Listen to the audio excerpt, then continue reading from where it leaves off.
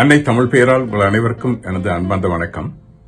மீண்டும் இலக்கிய இன்பம் நிகழ்ச்சியிலே ஒரு சிலேடை நயமுள்ள பாடலை, அதாவது சிலேடை பாடல் அல்ல, சிலேடை நயமுள்ள ஒரு பாடலுடன் உங்களை சந்திப்பதில் மகிழ்ச்சி.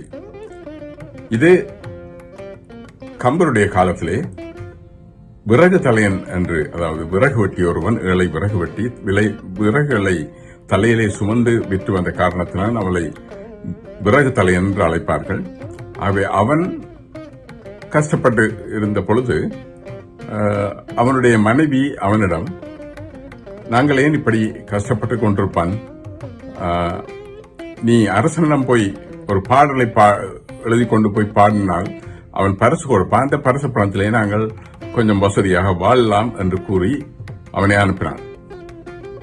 அப்பொழுது அவன், எனக்கு பாடத் தெரியாதே, பாடல் எழுத தெரியாதே, எனவே என்ன செய்வது என்று அங்கு போய், அப்பொழுது அங்கு ஆஸ்தான புலவராக சோழ மன்னனுடைய அரசவையில் இருந்த கம்பருடைய வீட்டுக்கு போய், ஐயா, நான் ஒரு பாடல் எழுதி அரசனிடம் பரிசு பெற வேண்டும், எனக்கு ஏதாவது சொல்லித்தாருங்கள் என்று கேட்கிறான். அதற்கு கம்பர், அப்பொழுது அவரும் இதை வேலைப்பழுதில் இருந்த காரணத்தினால் இவனை ஏதாவது சாக்கு சொல்லி அனுப்ப எண்ணி, நீ வெளியிலே போய் அங்கே காண்பவற்றை கேட்பவற்றை எல்லாம் சேர்த்து எழுதி கொண்டு போய் அரசனிடம் பாடினால் அவன் பரிசு கொடுப்பான் என்று சொல்லி அனுப்பிவிட்டான். அப்பொழுது இவன் என்ன செய்வது என்று எண்ணிக்கொண்டு வெளியிலே போகின்ற பொழுது அங்கே வழியிலே சிறுவர்கள், அதாவது திருமணம் செய்வது போல விளையாடி கொண்டிருந்தார்கள்.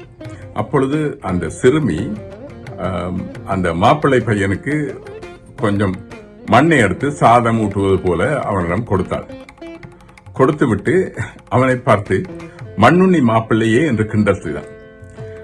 அதை கேட்டதும் இவன் அதை குறித்துக் கொண்டான்.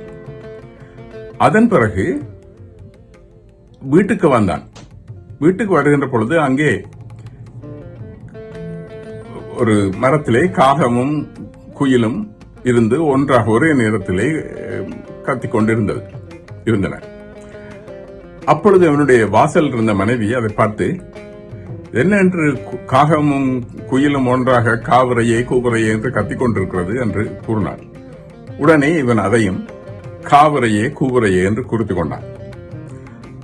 என்று அதன் பிறகு அவன் அப்படியே வெளியிலே இதற்கு மேல் என்ன எழுதுவது என்று எண்ணிக்கொண்டு போகின்ற பொழுது அங்கே ஒரு கோயிலிலே ஒரு பெருச்சாளி ஓடியதை கண்ட ஒரு சிறுவன் கல்லை எடுத்து,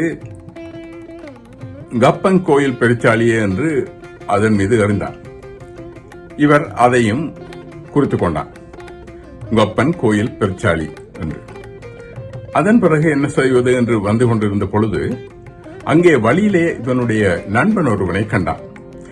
அவனிடம், சரி, இப்படி பாடல் எழுதியிருக்கிறேன், அரசனிடம் போய் பரிசு வருவதற்கு என்று கூறிய பொழுது அவன் அதை பார்த்துவிட்டு, இது போதாதே, இதற்கு மேல் ஏதாவது கண்ணா பின்னா மன்னா தென்னா என்று ஏதாவது சேர்த்து எழுதி கொண்டு போ என்று கூறினான். இப்பொழுது அதையும் அவன் கண்ணா பின்னா மன்னா தென்னா என்று குறித்துக் கொண்டான்.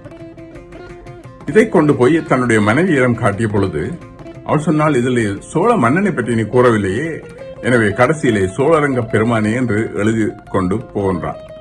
இவன் அதையும் எழுதி கொண்டு அங்கே போனான்.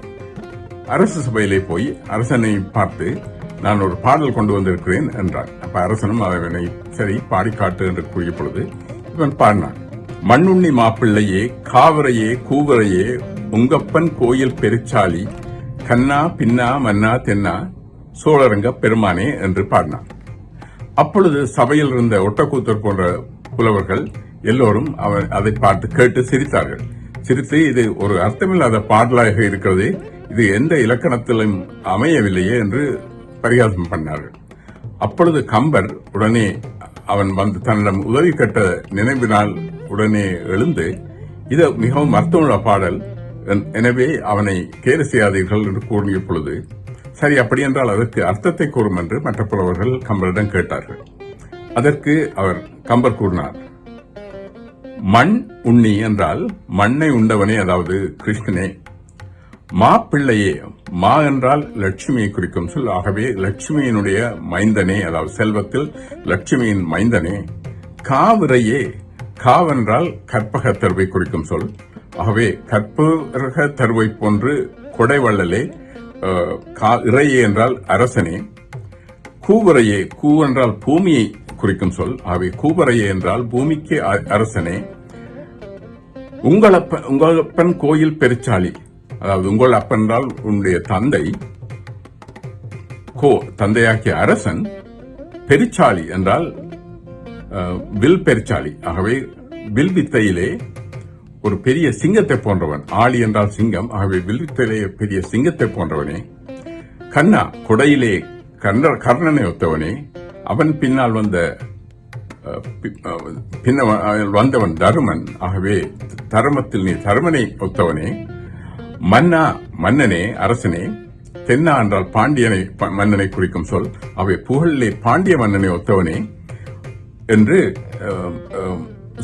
சோழரங்க பெருமான் என்றால் சோழ அரங்கமாகிய சோழ மண்ணை ஆள்கின்றவனே என்ற அர்த்தத்திலே கூறியிருக்கிறான். ஆகவே மிகவும் அர்த்தமுள்ள பாடல் என்று அவனிடம் அந்த சபையிலே கூறினார்.